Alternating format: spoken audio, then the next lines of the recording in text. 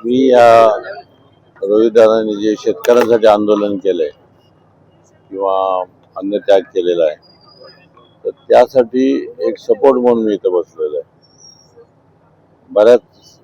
बरेच पत्रकार मला विचारतात की बाप म्हणून काय वाटतं, हा तुमचा कॉमन प्रश्न आहे. माझं असं मत आहे की मी जरी बाप असलो तरी शेकडो शेतकऱ्यांच्या ओटीत त्याला मी टाकलेलं आहे, शेतकऱ्यांच्या ओटीत टाकलं. त्यामुळे शेतकरी हाच त्याचा बाप आहे. आणि कर्जाच्या बाबतीत जर म्हणाला तर माझं काय त्याचं काय कर्ज काही केलं तर माफ होणार नाहीये. तो जो बसलाय ते सर्वसामान्य शेतकऱ्यांच्या कर्जमाफीसाठी त्यांनी अन्नत्याग आंदोलन केलेलं आहे.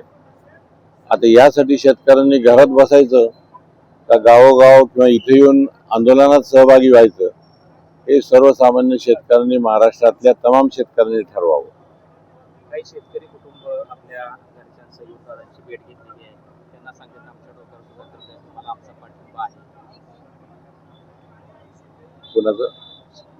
शेतकरी काही जे आहेत राज्यभरातून दादांना भेटायला येत आहेत.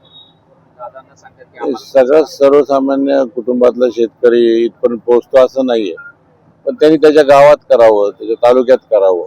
ज्याला जसं जमतं तसं त्यांनी व्यक्त व्हायला पाहिजे. आणि जर शेतकरी काय आणि कोणी जर व्यक्त नाही झालं, या सरकारला जाग कधीच येणार नाही. कारण सरकार, एक नागरिक म्हणून मी बोलतो की सरकार हा त्याच्या धुंदीत धुंद आहे. कालपासून सकारात्मक चर्चा सुरू झाली आहे. आता त्या बाबतीत मला माहित नाही, कारण तो त्यांचा आणि सरकारचा विषय. मी इथं त्याला पाठिंबा देण्यासाठी म्हणून मी इथं बसलेलो आहे.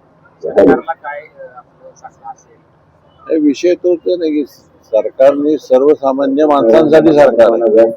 सर्वसामान्य माणसांना काय उचित आहे त्याचा त्यांनी विचार केला पाहिजे.